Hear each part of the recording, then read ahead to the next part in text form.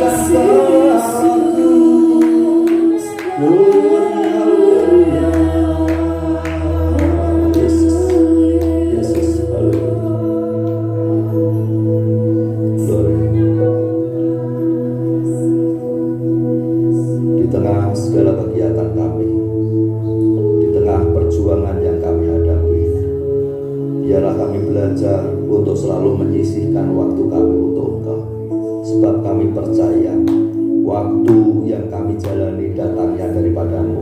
Kalau kami boleh melewati setiap waktu, itu pun karena kemurahan dan pertolongan-Mu ya Tuhan. Kiranya di pagi yang indah ini kami berhenti dari segala aktivitas kami. Kami mau merendahkan diri kami di hadapan-Mu, Tuhan kami yang besar, Tuhan kami yang agung. Kami mau mengangkat tangan kami sebagai puji sembah kami di hadapan-Mu. Kami mau naikkan syukur kami di hadapan-Mu. Tuhan, Engkau layak menerima pujian kami, Engkau layak menerima syukur kami, Engkau lah segala-galanya di dalam hidup kami. Pagi ini kami mau beribadah di hadapan-Mu. Biarlah kami lakukan dengan rasa sikap hormat kami di hadapan-Mu Tuhan. Biarlah kami memberi yang terbaik di dalam ibadah kami pagi hari ini. Dan kiranya pagi ini, ibadah kami pagi ini menjadi persembahan yang berkenan di hadapan-Mu. Bapa, kami juga serahkan ibadah ini dari awal sampai akhirnya. Kami percaya kehadiran-Mu di tengah-tengah kami. Kau hadir dengan segala berkat-Mu, sehingga kami yang datang dengan kelemahan tubuh kami disembuhkan, kami yang datang dengan duka cita dihiburkan, kami yang datang dengan keputus asa, Tuhan memberikan pembaharan. Terima kasih ya Tuhan. Dan hamba membuka ibadah di dalam nama Tuhan Yesus Kristus. Amin. Hari kemuliaan bagi nama Tuhan. Karena Dia Raja, mari kita bersyukur kepadanya, bawa pujian sembah kita. Haleluya Yesus, Dia Raja.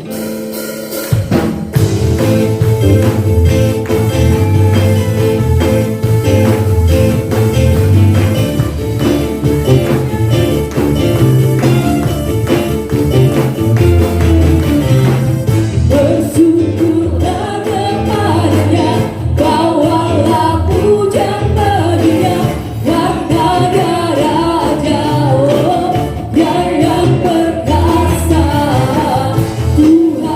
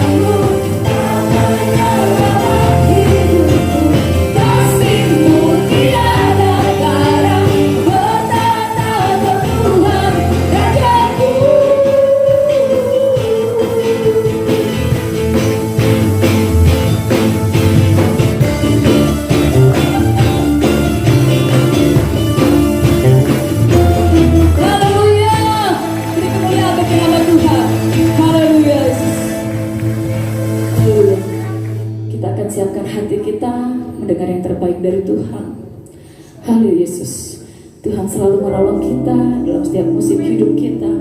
Dia selalu ada. Kasih Tuhan tetap abadi dalam hidup kita. Terima kasih Yesus. Haleluya Yesus.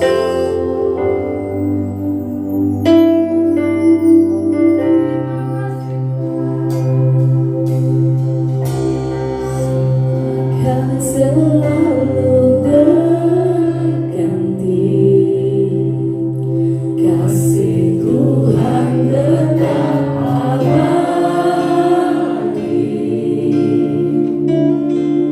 tak akan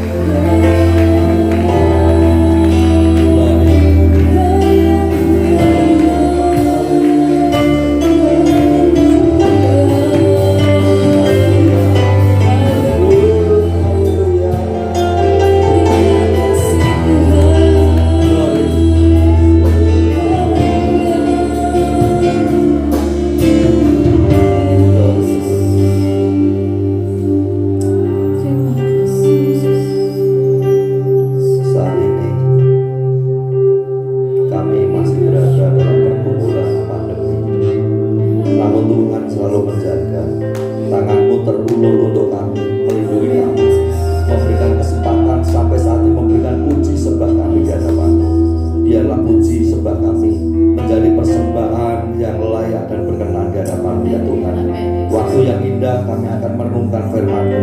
Biarlah Engkau memberkati kami dan berkat yang sama, yaitu kebenaran firman Allah yang mendatangkan kekuatan bagi kami dan bahkan mendatangkan kerinduan yang sangat untuk kami memuji Engkau, memuliakan Engkau, dan membawa keluarga kami beribadah kepada-Mu.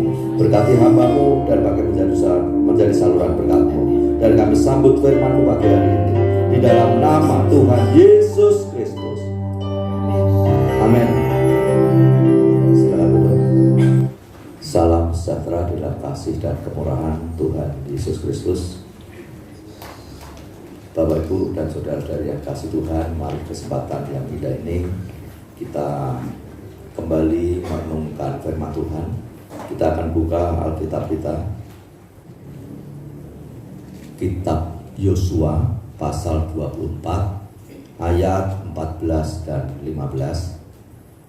Demikian firman Tuhan. Sebab itu takutlah akan Tuhan dan beribadahlah kepadanya dengan tulus, ikhlas, dan setia. Jauhkanlah Allah yang kepadanya nenek moyangmu telah beribadah di seberang sungai Efrat dan di Mesir, dan beribadahlah kepada Tuhan. Tetapi jika kamu menganggap tidak baik untuk beribadah kepada Tuhan, pilihlah pada hari ini kepada siapa kamu akan beribadah. Allah yang kepadanya nenek moyangmu beribadah di seberang sungai Efrat, atau Allah orang Amori yang negerinya kamu diami ini. Tetapi aku dan seisi rumahku, kami akan beribadah kepada Tuhan. Bapak, Ibu, dan saudara yang dikasihi dalam Tuhan, saya percaya ayat ini pernah Bapak, Ibu, saudara-saudari baca, dan mungkin sudah beberapa kali direnungkan. Namun ayat ini bukan hanya sebatas perenungan, tetapi adalah suatu tindakan untuk kita menyatakan kasih kita kepada Tuhan. Betapa senangnya ketika saya berada di mimbar seperti ini, menyampaikan firman Tuhan, dan ada keluarga yang lengkap yang hadir gitu. Jadi ada suami, istri, anak-anak, semua beribadah kepada Tuhan. Baru itu sesuatu yang luar biasa. Dan bagi saya itu adalah satu kebahagiaan yang luar biasa. Dan kita melihat dalam konteks yang ditulis dalam Yosua pasal 24 ini. Ini adalah pidato perpisahan Yosua kepada Israel sebelum ia purna tugas. Dia sampaikan kebenarannya kepada orang Israel. Yosua memberikan nasihat-nasihat dan peringatan kepada orang Israel agar mereka setia kepada Tuhan, tidak berpaling kepada ilah yang lain, tidak membuat Allah yang lain, tidak mengalihkan fokusnya kepada penyembahan yang lain, tapi mereka harus tetap beribadah kepada Tuhan.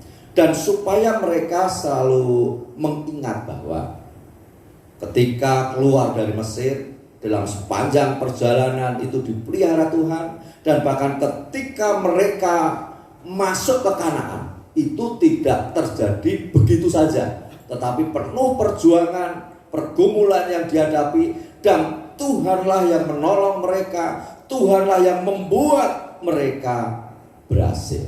Sehingga mereka harus menempatkan Tuhan itu sebagai Allah di dalam hidupnya, Allah yang harus dipuji, Allah yang harus disembah, dan supaya mereka hanya beribadah kepada Allah. Kita melihat dalam catatan sejarah di Alkitab bahwa umat Israel ini pernah tergoda untuk menyembah kepada Allah orang Mesir. Mereka juga pernah menyembah Allah orang Amori. Mereka tergoda untuk tidak fokus kepada Allah yang sudah memberikan pertolongannya. Dan tentunya dengan hal seperti itulah yang membuat Yosua ini prihatin ketika Yosua melihat umat Israel yang sudah ditolong Tuhan. Saya sendiri sebagai hamba Tuhan, Kalau melihat jemaat yang setia, mengasihi Tuhan, ada rasa syukurnya kepada Tuhan, lalu saya bangga. Dan saya katakan, Tuhan, bersyukur Tuhan, berdewasakan jemaatmu, sehingga mereka tetap menempatkan Engkau sebagai Allah di dalam hidup mereka, dan Engkaulah segala-galanya di dalam hidup mereka. Tetapi ketika melihat anak-anak Tuhan, mereka yang tidak setia kepada Tuhan, tidak bisa menghargai kemurahan Tuhan, tidak bisa menghargai waktu yang diberikan Tuhan, tidak bisa menghargai segala sesuatu yang baik yang sudah Tuhan kerjakan, dan mereka tidak bisa beribadah kepada Tuhan hanya kepentingan diri sendiri yang seharusnya itu bisa ditinggalkan sebentar untuk beribadah kepada Tuhan. Rasanya prihatin. Saya hanya bisa katakan, Tuhan, ubahkan hati mereka supaya mereka mencintai Engkau, mengasihi Engkau lebih dari segala sesuatu. Dan rupanya Yosua ini pun pernah mengalami keprihatinan yang demikian. Ketika mereka melihat umat Israel yang berubah setia, mereka yang tidak fokus kepada Allah yang sudah memberikan pertolongan kepada mereka, Yosua mengingatkan kepada mereka. Dan bukan hanya mengingatkan, karena khotbah yang paling kuat adalah ketika pengkhotbah itu hidup di dalam khotbahnya atau menjadi teladan. Dan Yosua bukan hanya menyampaikan atau mengajak mereka beribadah kepada Tuhan supaya memilih beribadah kepada Tuhan, tetapi dia sendiri dan keluarganya beribadah kepada Tuhan. Artinya bahwa dia memberikan contoh teladan bahwa Yosua ini beribadah kepada Tuhan bersama dengan keluarganya. Dan itu bagi Yosua adalah pilihan yang begitu tepat, karena dia mensyukuri bahwa Tuhan itu luar biasa di dalam hidupnya. Tuhan yang sudah memberkati, menolong, memberikan kekuatan, kemampuan, yang mempercaya dia untuk melayani. Dan Tuhan itu yang sudah menolong umat Israel adalah Tuhan yang luar biasa. Maka Yosua lebih memilih untuk beribadah kepada Tuhan. Tetapi Yosua juga ingatkan kepada mereka, terserah kamu mau beribadah kepada siapapun juga sesuai dengan pilihanmu, tetapi aku dan keluargaku, aku akan beribadah kepada Tuhan. Bapak Ibu, dari pesan Yosua ini ada beberapa hal yang ingin saya sampaikan dari apa yang sudah disampaikan kepada jemaat Israel waktu itu. Bagaimana kita beribadah kepada Tuhan? Apa dasar kita beribadah kepada Tuhan? Ada beberapa hal sebenarnya yang disampaikan Yosua. Yang pertama adalah ibadah dengan rasa takut kepada Allah. Itu hendaknya menjadi dasar di dalam kita beribadah kepada Tuhan. Dan sudah beberapa kali saya katakan bahwa takut ini bukan karena takut dihukum sebab Tuhan kita kejam, bukan. Takut bukan berarti takut kalau tidak beribadah tidak diberkati, bukan itu. Takut, oh Tuhan akan marah ketika saya tidak diberkati, maksud saya juga bukan itu. Tetapi yang saya maksud dengan takut akan Tuhan adalah sikap hormat kita kepada Allah sebagai penguasa segala sesuatu, sebagai pemilik segala sesuatu.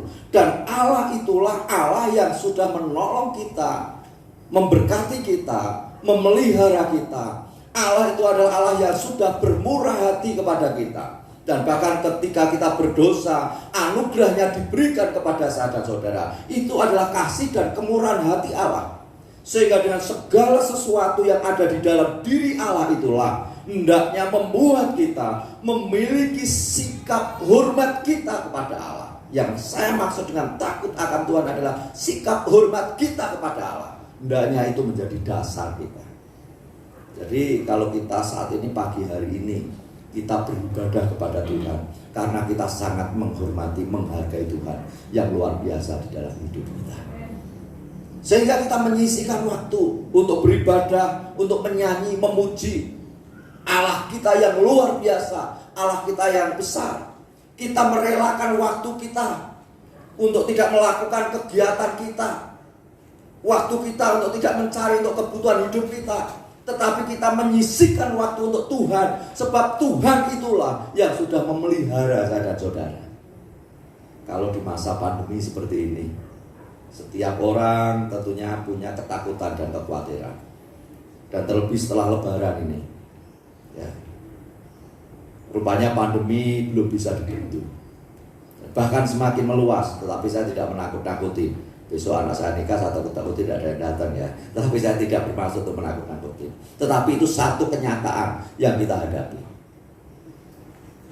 Dan kalau kita masih ada sampai saat ini, Tuhan masih pelihara kita, maka kita ingat bahwa semua itu hanya karena kemurahan yang Tuhan berikan kepada kita. Lalu apakah kita tidak bisa menghormati, menghargai Tuhan yang sudah mengasihi kita dengan begitu luar biasa, hanya menyisihkan waktu untuk beribadah kepada Tuhan? Betapa banyak waktu yang Tuhan berikan kepada kita. Seringkali kesibukan kita mengganggu kita untuk beribadah kepada Tuhan, sehingga kita tidak punya rasa takut kepada Tuhan. Hormat kita kepada Allah semakin berkurang karena kita mementingkan diri kita sendiri dengan kesibukan kita, dengan urusan pribadi, dengan hal-hal yang kita anggap penting, dan kita tidak mau rugi di hadapan Tuhan. Contoh orang-orang yang tidak takut kepada Tuhan, dia tidak mau rugi di hadapan Tuhan. Dia hanya mengurus dirinya sendiri, tetapi tidak pernah memberikan waktunya, tidak pernah merendahkan dirinya di hadapan Allah yang besar, yang sudah memberikan hidup, yang sudah memberikan pertolongan. Memang untuk beribadah kepada Tuhan itu harus ada pengorbanan. Waktu, tenaga, uang ya. Yang seharusnya hari Minggu ini bisa main, kita bisa main sama keluarga. Yang harusnya hari Minggu ini kita bisa cari duit, tapi kita harus berhenti dan harus beribadah kepada Tuhan. Di hari Minggu yang seharusnya kita bisa lakukan aktivitas bersama dengan keluarga kita, tetapi kita harus melakukan aktivitas itu ke gereja. Kita bawa keluarga kita ke gereja. Jadi kita harus menentukan pilihan kita. Dan bagi orang yang takut akan Tuhan, maka saya percaya dia akan membawa keluarganya beribadah kepada Tuhan. Dia akan mengajak, mengingatkan keluarganya beribadah kepada Tuhan, dan dia sendiri akan beribadah kepada Tuhan dengan sikap rasa takut atau hormat kepada Allah. Di dalam Alkitab ada satu contoh, kayak minggu kemarin atau kemarinnya saya juga kasih contoh ini, di mana ada seorang yang bernama Daniel. Dia seorang Ibrani yang masih muda, yang cerdas. Dan di masa pemerintahan Darius pada waktu kerajaan Babel, dia memilih menghormati Tuhan. Dia memilih mengasihi Tuhan dengan segala resiko yang harus dihadapi. Dia tidak mau menyembah raja yang disembah sebagai Allah. Dia tidak mau menyembah patung yang dianggap sebagai Allah. Dia tetap menetapkan hatinya untuk menyembah kepada Tuhan dengan resiko nyawanya dikorbankan, karena penghukuman bagi mereka yang tidak taat kepada raja, yang tidak mau menuruti raja dalam hal penyembahan, maka mereka akan dimasukkan ke gua singa. Coba kalau orang meninggal sakit terus meninggal, saya rasa tidak terlalu menderita. Tetapi bagaimana kalau orang itu meninggalnya di gua singa? Mungkin telinganya dulu digigit, hidungnya digigit, atau kakinya dulu dihabisin singa, baru seluruh badannya mungkin mengalami penderitaan yang luar biasa sebelum kematiannya. Tetapi yang saya perhatikan di sini, Daniel, dia tetap memilih menyembah kepada Tuhan. Apakah dilepaskan dari penghukuman itu? Tetap dihukum masuk di kandang singa. Tetapi pertolongan Tuhan luar biasa. Namun saya melihat bukan dari segi pertolongan Tuhan, keberanian Daniel untuk mengambil sikap menghadapi resiko yang harus dihadapi. Kemudian Sadrah, Mesak, dan Abednego, kalau kita perhatikan juga pada zaman Nebukadnezar, di mana dia juga harus menyembah kepada Allah. Dia menolak untuk menyembah raja, dia menolak untuk menyembah patung buatan raja, dan dia hanya menempatkan Tuhan sebagai fokus penyembahannya. Tuhan tidak bisa digantikan oleh apapun. Tuhan tidak bisa digantikan oleh siapapun, dan Tuhan itulah Tuhan yang disembah. Resikonya juga kematian. Karena akhirnya Sadrah, Mesak, dan Abednego mereka dimasukkan ke perapian yang menyala. Coba kalau orang mati di dalam perapian itu ngeri dah itu. Ya, baru dimasukkan aja mungkin udah menggeliat badannya, belum baju yang melekat di tubuhnya ini kebakar duluan. Pokoknya sesuatu yang sangat mengerikan. Penghukuman itu mengerikan. Itu menjadi resiko bagi Sadrak, Mesak, dan Abednego ketika mereka memilih untuk fokus kepada Allah, menempatkan Tuhan sebagai penyembahan dan tidak mau mengganti dengan penyembahan yang lain. Dirinya dikorbankan untuk Tuhan. Memang Tuhan selamatkan mereka, tetapi awal mereka mengambil keputusan, mereka pun tidak langsung mengatakan pasti Tuhan menolong. Tidak, malah mereka katakan andai kata Tuhan tidak menolong pun dia tetap tidak mau menempatkan penyembahan yang lain selain Allah. Tetapi memang Allah berikan pertolongan kepada mereka. Bapak, Ibu, dan saudara yang kasih dalam Tuhan, itu adalah pilihan. Apakah mereka memilih untuk menyembah Tuhan atau tidak. Tetapi saya percaya bahwa orang yang takut akan Tuhan, pasti mereka akan beribadah kepada Tuhan. Saya ulang, orang yang takut akan Tuhan, pasti mereka akan beribadah kepada Tuhan. Tetapi orang yang beribadah kepada Tuhan belum tentu takut akan Tuhan. Coba renungkan ini. Orang yang beribadah kepada Tuhan belum tentu takut akan Tuhan. Misalkan kita punya aktivitas ibadah setiap minggu, kita bisa tidak takut akan Tuhan karena ibadah yang dilakukan itu hanya tradisi yang dikerjakan, kebiasaan yang dilakukan, hanya kelihatan baik ketika beribadah, tetapi bagaimana ketika di luar? Apakah kita tetap memiliki sikap beribadah kepada Allah dengan kehidupan kita setiap hari? Ada banyak mereka yang hanya kelihatan baik, indah ketika mereka beribadah, namun di luar sana tidak bisa menjadi saksi. Tetapi orang yang takut akan Tuhan, hormat kepada Tuhan, pasti mereka di luar sana hidupnya juga baik dan mereka pasti beribadah kepada Tuhan. Nah, inilah yang harus kita miliki, dan kita harus punya sikap takut kepada Allah, hormat kita kepada Allah, sehingga kita bisa beribadah kepada Allah. Di dalam Samuel 12 ayat 24 katakan demikian. Hanya takutlah akan Tuhan dan setialah beribadah kepadanya dengan segenap hatimu, sebab ketahuilah betapa besarnya hal-hal yang dilakukannya di antara kamu. Nyanyi Tuhan. Betapa besarnya hal-hal yang dilakukan Tuhan di antara kamu. Coba kita renungkan, apa saja yang dilakukan Tuhan di dalam kehidupan kita. Kalau kita diberikan kesempatan untuk lahir, bisa apa ketika kita lahir? Tidak bisa apa-apa. Akhirnya kita dipelihara orang tua, dibesarkan sampai bisa bekerja, sampai bisa melakukan sesuatu. Mungkin saat ini memiliki segala sesuatu. Siapa yang membuat semuanya itu? Jangan pernah katakan itu karena kekuatanku, tetapi itu karena Tuhan. Di masa pandemi seperti sekarang ini, kita masih dipelihara oleh Tuhan. Kalau tadi malam kami bincang-bincang dengan salah satu anak Tuhan di atas sana, kami berbicara tentang kemurahan Tuhan, kami berbicara tentang berkat Tuhan. Mereka katakan bahwa Tuhan itu luar biasa. Saya pun tidak mau kalah, bahwa Tuhanku adalah Tuhan yang luar biasa. Siapa yang membuat kita seperti sekarang ini? Saya percaya semua itu adalah karena Tuhan. Tuhanlah yang sudah menolong kita, Tuhanlah yang sudah memberkati kita, Tuhanlah yang sudah melakukan segala sesuatu yang besar terhadap saya dan saudara. Jangan sampai kita ini meninggalkan Tuhan. Kita harus selalu ingat bahwa hal besar itu sudah dilakukan Tuhan terhadap kita. Jangan pernah mengandalkan kekuatan kita sendiri. Kalau kita mengandalkan kekuatan kita sendiri, kita jadi sombong. Dan bahkan kita bisa merendahkan Tuhan, karena kita menganggap bahwa segala sesuatu yang ada, yang terjadi, keberhasilan kita karena kekuatan kita. Jangan pernah katakan itu. Memang Tuhan pakai Bapak Ibu, Tuhan kasih hikmat, kasih kepandaian, bisa melakukan segala sesuatu. Tetapi ingat bahwa semua itu sumbernya dari Tuhan. Kepandaian kita dari Tuhan, kemampuan kita dari Tuhan. Kalau kita bisa bekerja, berusaha dengan baik, semua itu dari Tuhan.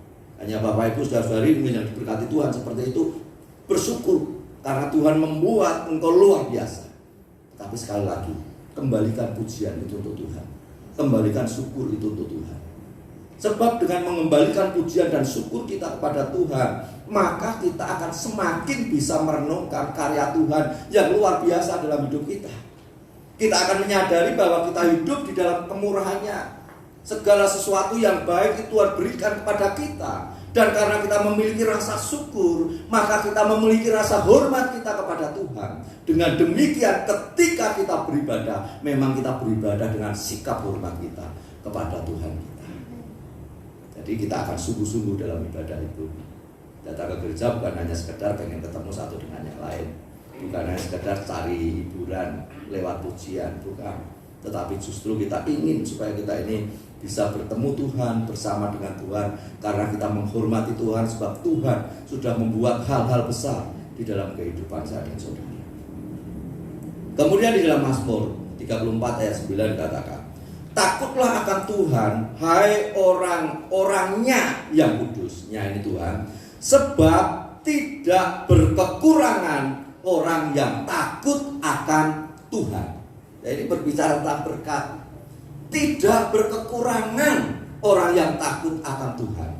Hidup kita ini selalu di dalam perjuangan. Hidup kita ini selalu berada dalam pergumulan. Setiap hari kita berjuang dengan Bapak Ibu, saudara-saudari, anak-anak muda yang bekerja, yang masih sekolah, masih kuliah, sekolah dan sebagainya. Semua itu adalah perjuangan. Kita masih berjuang untuk meraih sesuatu, untuk mendapatkan sesuatu. Tetapi firman Tuhan katakan bahwa orang-orang yang takut akan Tuhan, mereka tidak akan pernah berkekurangan. Saya selama melayani Tuhan sebisa mungkin saya tidak akan berkeluh kesah. Apalagi datang ke rumah jemaat gitu, saya mengeluh, misalkan datang ke rumah Ibu Lili, aduh si Lili, jadi hamba Tuhan tuh susah, saya kehabisan beras. Kemudian nanti ngeluh ke siapa lagi, kebutuhan kuliah anak saya itu sangat besar sekali, tetapi sampai saat ini tidak ada yang bantu. Kemudian berkunjung lagi ke jemaat lagi, hanya keluh kesah itu yang disampaikan. Aduh sebentar saya menikahkan anak saya, uang saya tipis ini gimana? Saya tidak membiasakan seperti itu. Dan ketika saya di hadapan Tuhan, saya hanya bersyukur buat segala sesuatu yang Tuhan limpahkan, Tuhan berikan. Dan kami belajar untuk hidup di dalam berkat Tuhan. Karena hidup di dalam berkat Tuhan itu lebih aman dan nyaman. Amin. Bisa menikmati dengan sukacita dan bisa mensyukuri bahwa berkat itu luar biasa. Dan janji firman Tuhan bahwa mereka yang takut akan Tuhan tidak berkekurangan, berarti dipelihara Tuhan, diperhatikan Tuhan. Kalau orang itu menempatkan Tuhan sebagai Tuhannya, saya tekankan lagi, kalau orang itu menempatkan Tuhan sebagai Tuhannya, maka Tuhan itulah yang memelihara. Sehingga saya hanya menempatkan Tuhan saya itu sebagai Tuhan yang memelihara keluarga kami, yang memberkati keluarga kami, yang membuat keluarga kami hidup dalam kecukupan. Memang berbicara tentang cukup, ini relatif. Yang kaya pun belum tentu cukup. Waduh, rasanya kurang terus. Kalau kita berbicara tentang uang, tentang harta, tentang kebendaan, orang tidak akan pernah puas.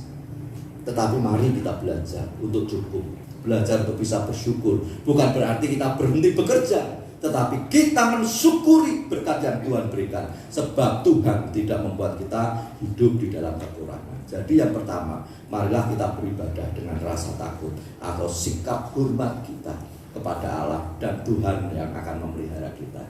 Amin. Kemudian yang kedua, ibadah dengan tulus ikhlas. Rupanya ibadah pun harus tulus, harus ikhlas. Karena di dalam ibadah itu kita memberikan sesuatu kepada Tuhan. Coba misalkan pagi-pagi, istri saya ini kebiasaan, istri saya setiap pagi ya, dia rebus telur, bikin kopi, disiapkan di meja, di ruang tamu biasanya dia siapkan. Dia dengan ramah menyapa saya, ya itu ada telur. Kalau dari itu, ya kopinya mumpung masih panas. Dan dengan raut muka, dengan intonasi berbicara, maka saya tahu bahwa ketika dia melakukan semuanya itu, dia lakukan dengan tulus. Rupanya ketika kita beribadah kepada Tuhan pun harus kita lakukan dengan tulus pada saat kita beribadah kepada Tuhan. Dan ketulusan itu bisa terlihat dari sikap kita ketika kita beribadah kepada Tuhan. Misalkan dari rumah pun mau beribadah sudah ngeluh duluan. Hari Minggu Tidak datang ke gereja malu, mau datang ke gereja kerjaan masih banyak. Hari Minggu rezekinya gede, kalau saya ke gereja rugi, tapi kalau saya tidak ke gereja malu sama pendeta. Akhirnya ya tetap datang beribadah kepada Tuhan, tetapi dengan keluh kesah. Istilah orang Jawa dengan gedumel gitu loh. Sambil ngomong ya enggak, keluhan-keluhan yang disampaikan, rasanya nyesel gitu loh kalau ibadah, rugi gitu loh kalau ibadah. Dan ini tidak dengan tulus. Memang bisa datang, bisa beribadah, bisa nyanyi, tetapi tidak tulus. Sehingga sampai di gereja pun ya gelisah aja, ibadah tapi gelisah. Padahal seharusnya ibadah itu juga menikmati ibadah, menikmati hadirat Tuhan. Ketika memuji Tuhan, kita memberikan pujian kita dengan tulus, dan ada kuasa pujian yang mengalir dalam kehidupan kita. Ketika kita mendengarkan firman Tuhan yang memang hati kita ini siap, telinga kita siap untuk mendengarkan firman Tuhan, sekalipun pengkhotbahnya kalau ngomong kadang keras, negor, ya biar, itu adalah berkat yang Tuhan berikan kepada kita. Kalau orang yang punya sikap tulus di dalam beribadah, maka saya percaya bahwa mereka sudah menyiapkan dirinya, mereka menyiapkan hatinya untuk datang kepada Tuhan. Tuhan, besok hari Minggu loh Tuhan, bangunkan saya pagi hari dengan sehat, kuat, saya mau beribadah kepada Engkau Tuhan. Bangun tidur mungkin udah mulai nyanyi-nyanyi sambil mandi, udah siap untuk ibadah. Sama aja, ayo dek kita beribadah, ayo mi kita beribadah, anak ayo kita bangun pagi kita beribadah, kita melayani Tuhan. Dan semua dilakukan dengan tulus hati. Dan ketika di gereja pun, pada saat memuji Tuhan, menikmati hadirat Tuhan, menikmati kuasa Tuhan yang mengalir, saat mendengarkan firman Tuhan pun, sekalipun menyakitkan hati, firman itu diterima dengan sepenuh hati. Sebab memang tujuan dari Roma adalah beribadah kepada Tuhan dan melakukan ibadah itu dengan tulus, bukan dengan terpaksa, bukan karena malu kalau udah ibadah, bukan. Tetapi memang hatinya rindu untuk bertemu dengan Tuhan dan rindu memberikan yang terbaik buat Tuhan. Amin. Nah, ini kayaknya Bapak Ibu saudara tulus-tulus ini. Ya. Karena senyumnya pada tidak kelihatan, tapi saya percaya bahwa di balik masker itu ada senyum-senyum yang tulus yang diberikan kepada Tuhan. Jadi Yosua mengajarkan supaya orang Israel ini mereka melakukan dengan tulus, dan itu bisa terlihat dari sikapnya, bisa terlihat dari caranya beribadah, mungkin juga bisa terlihat dari setiap perkataan yang disampaikan. Ketulusan orang itu bisa terlihat dari segala sesuatu yang dikerjakan. Biasanya muka itu tidak pernah membohongi ketulusan. Kalau orang yang mengerjakan dengan tulus itu senyumnya tanpa dibuat-buat pun bisa tersenyum, bisa mukanya ceria. Tetapi kalau melakukan sesuatu dengan tidak tulus, mungkin agak sedikit melotot gitu, dan orang akan melihat hal itu. Maka pagi hari ini Tuhan ingatkan supaya kita tulus, supaya ketika Tuhan melihat kita, waduh anakku ini tulus-tulus beribadah kepada Tuhan. Mereka sungguh-sungguh mau beribadah kepada Tuhan. Dan setiap hari mari kita belajar untuk menyiapkan diri kita, menyiapkan hati kita. Ketika kita mau berdoa, ketika kita mau melayani, ketika kita mau beribadah, mari dengan sungguh-sungguh tulus kita berikan kepada Tuhan. Sebab memang Tuhan juga tulus mengasihi saya dan saudara. Saat ini kita masih berada dalam kasih-Nya, berkat-Nya. Dan bahkan sampai akhir hidup kita ini akan tetap berada di dalam kasih dan berkat-Nya. Tuhan menginginkan ketulusan kita. Allah ingatkan kepada Israel, atau Yosua ingatkan kepada Israel, supaya mereka beribadah kepada Allah itu dengan tulus. Bukan hanya karena perkataan Yosua, bukan, tetapi memang tulus hati dia ingin memberikan yang terbaik di hadapan Tuhan. Hari Jumat yang lalu ya, hujan besar.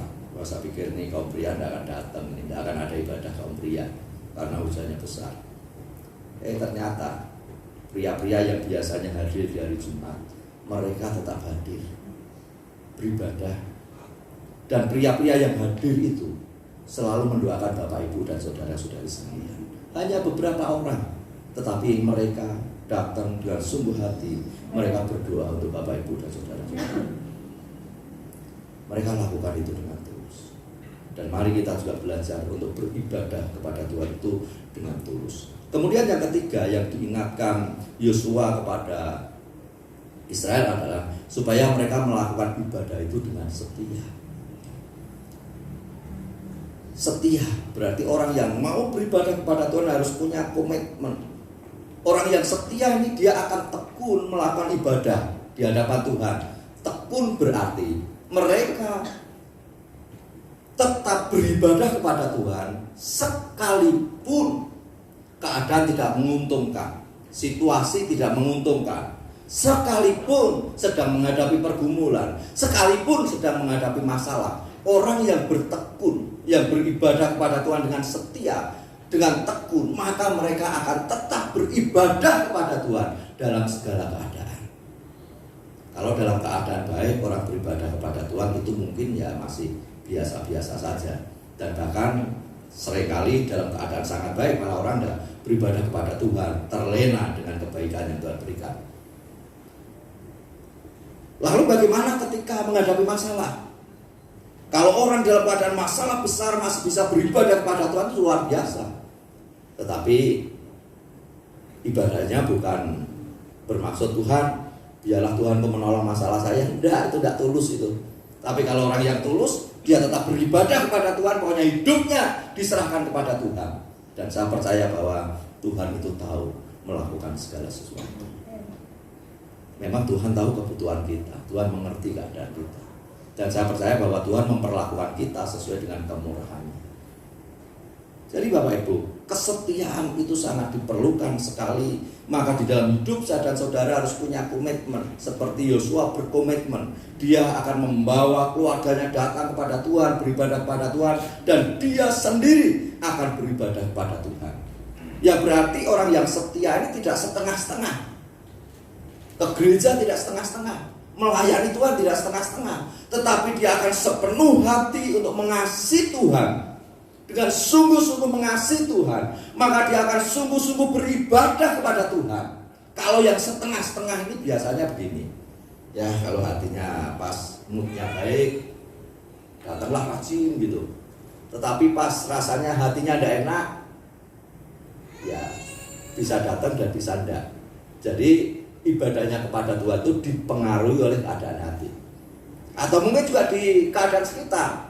Kalau keadaan sekitar ini mendukung, dia beribadah kepada Tuhan, setia kepada Tuhan. Tetapi ketika yang dia ada di sekitar ini kurang mendukung, dia tidak beribadah kepada Tuhan.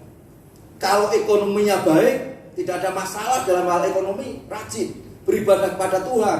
Tetapi ada goncangan sedikit dalam pekerjaan usahanya, mulai tidak beribadah kepada Tuhan. Ini orang yang setengah-setengah. Tetapi orang yang benar-benar setia, mengasihi Tuhan, sungguh-sungguh setia kepada Tuhan dalam segala keadaan, Tuhan tetaplah Tuhan nomor satu yang harus dipuji dan sembah. Dia akan tetap beribadah kepada Tuhan. Apakah kita bisa punya komitmen yang seperti itu? Mungkin kita katakan tidak, tetapi kita bisa belajar. Dan kalau kita mau belajar, bisa karena biasa. Belajar terus membiasakan diri, maka saya percaya bahwa kita bisa setia kepada Tuhan dalam segala keadaan. Bukan jadi orang Kristen yang setengah-setengah, tetapi menjadi orang Kristen yang sungguh-sungguh. Yang keempat yang saya perhatikan ini dari sikap Yosua sendiri sebagai seorang pria, ya, di mana dia membawa seluruh keluarganya beribadah kepada Tuhan. Hei pria-pria, termasuk saya, apakah engkau sudah membawa keluargamu kepada Tuhan? Kalau beberapa hari yang lalu kami berbicara tentang departemen-departemen di dalam organisasi kita GPSD ini, akhirnya ada salah seorang yang bilang begini, udahlah, tidak usah ada departemen kaum pria, biasanya kaum pria itu pasif. Saya sebagai kaum pria, saya tersinggung. Tetapi itulah kenyataan kaum pria. Jadi seringkali kalau ada kegiatan itu yang rajin itu kaum wanitanya, kaum prianya hanya sedikit yang hadir, kaum prianya hanya sedikit yang sungguh-sungguh mau beribadah kepada Tuhan. Tetapi di sini kita melihat bagaimana seorang Yosua ini. Yosua dia sebagai pemimpin yang menggantikan Musa atau membawa mereka masuk Kanaan. Yosua ini juga dia sebagai pemimpin di dalam keluarga, sebagai imam di dalam keluarga. Dia punya tanggung jawab penuh. Dirinya sendiri mau datang kepada Tuhan. Bukan hanya dirinya, tetapi dia mengajak keluarganya untuk datang kepada Tuhan. Bagaimana dengan pria-pria yang ada di Majalaya? Atau sebaliknya, justru istrinya yang dorong-dorong. Didorong-dorong, kenapa tak maju-maju gitu. Jadi tetap berhenti aja di tempat. Sulit untuk didorong. Tetapi mari para pria, kita belajar seperti Yosua. Justru pria-pria itulah yang punya tanggung jawab di dalam keluarga, sebagai kepala keluarga, kepala rumah tangga, sebagai imam di dalam keluarga. Maka pria-pria inilah yang harus membawa istri, membawa anak-anaknya untuk setia kepada Tuhan. Nanti istri-istri kalau didorong-dorong prianya, dia akan kata, oh ya siap. Tetapi kalau pria-prianya tidak mau ke gereja, istri-istrinya harus bilang begini, tapi kan kepala keluarga, kan imam, contohin dong kami gitu, dalam hal ibadah. Nah, jadi kita mari pria-pria khususnya, mari kita belajar seperti Yosua, karena keluarga kita ini ada di tangan kita pria-pria. Dan bagi kita itu bukan beban. Tuhan tidak memberikan beban itu, tetapi Tuhan memberikan tanggung jawab. Kenapa pria-pria diberikan tanggung jawab? Saya percaya bahwa Tuhan mengerti bahwa pria-pria itu mampu melakukannya, sehingga pria-pria itu dikasih tanggung jawab. Mari kita belajar seperti Yosua, sehingga keluarga kita ini tetap berada di dalam Tuhan, keluarga kita tetap mengasihi Tuhan, dan keluarga kita ini berada di dalam segala berkat dan kemurahan Tuhan. Maka saya yakin ketika kita sekeluarga ini bersehati untuk mengasihi Tuhan, damai sejahtera berkat dari Tuhan itu yang akan selalu dilimpahkan kepada saudara-saudara. Kalau orang dekat dengan sumber berkat, pasti dia akan menikmati berkat. Orang dekat dengan sumber kuasa, pasti dia akan menikmati kuasa itu. Kalau orang dekat dengan Tuhan, pasti dia akan menikmati segala kemurahan dan berkat yang Tuhan berikan kepadanya. Tuhan memberkati, dan mari kita syukuri firman Tuhan ini. Biarlah firman Tuhan menjadi berkat bagi kita sekalian. Biarlah pagi hari ini engkau bertekad supaya seisi rumahmu, keluargamu beribadah kepada Tuhan. Belajarlah seperti Yosua yang bertanggung jawab di hadapan Allah, sehingga dia membawa Israel, mengajak Israel untuk beribadah kepada Tuhan. Dia memberikan teladan di dalam kehidupannya, keluarganya, supaya Israel bisa meneladani dia. Dia memberikan pilihan yang tepat, mau beribadah kepada Tuhan dengan sepenuh hati. Berada denganmu, Lord, itu Kau yang dalam hidupku. ya, hanya dekat engkau ketenangan itu kami terima. Hatiku tenang, berada denganmu. Kau yang pelihara hidupku. Pertolonganmu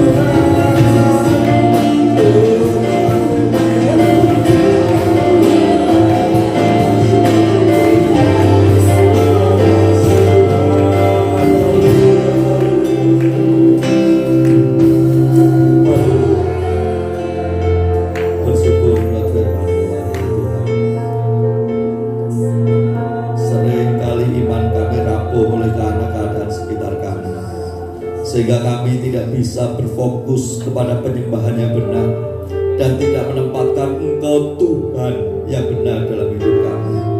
Terkadang penyembahan kami teralih kepada berhala-berhala. Ampuni kami Tuhan. Biarlah mulai pagi hari ini kami belajar seperti Yosua. Kami mau beribadah kepada Engkau dengan rasa takut kami, sikap hormat kami di hadapan-Mu. Dan biarlah kami melakukan dengan tulus hati kami Tuhan. Kami percaya bahwa Engkau adalah Allah yang besar, Engkau pemilik segala sesuatu, sumber dari segala sesuatu, dan Engkau Allah yang sudah bermurah hati kepada kami. Hidup kami berada dalam pemeliharaan-Mu. Kami bersyukur. Biarlah Tuhan, kami boleh memilih dengan pilihan yang benar seperti Yosua, di mana kami boleh membawa diri kami, keluarga kami untuk beribadah kepada Engkau, untuk menempatkan Engkau Tuhan sebagai pusat penyembahan kami, dan tidak ada yang lain. Kami percaya Engkau Tuhan yang mengasihi kami, kasih-Mu kekal untuk selama-lamanya. Biarlah firman-Mu tinggal dalam hati kami dan selalu mengingatkan kepada kami. Bapa, kami juga bersyukur buat pemeliharaan-Mu sepanjang hidup kami. Kami bersyukur Mu sudah memberkati usaha kami, pekerjaan kami. Kami bersyukur Mu sudah memelihara keluarga kami. Dan pagi ini Tuhan, kami membawa sebagian persembahan kami di hadapan-Mu. Berkati dan kuduskan, sehingga persembahan ini berguna untuk pekerjaan. Bapa, kami juga menyisihkan 1/10 dari penghasilan kami. Kami mau kembalikan di hadapan-Mu. Kami rindu hanya menyatakan bahwa Engkau Allah yang mulia yang sudah memberkati kami. Dan biarlah kami belajar setia untuk mengembalikan berkat-berkat yang bukan bagian kami ya Tuhan. Tuhan, kami percaya Engkau akan tetap memberkati kami. Tuhan, kami juga bersyukur buat pimpinan-Mu dalam ibadah kami pagi hari ini. Dan bila sebentar kami akan berpisah satu dengan yang lain, kami akan kembali ke rumah kami masing-masing. Biarlah Tuhan sendiri yang menolong kami, memberkati kami. Kami pulang dengan keselamatan daripada-Mu ya Tuhan. Dan akhirnya sidang yang dikasih Tuhan, di akhir ibadah angkatlah tangan-Mu untuk memberikan berkat Tuhan. Cinta kasih dan kemurahan dari Tuhan tertuju kepada-Mu.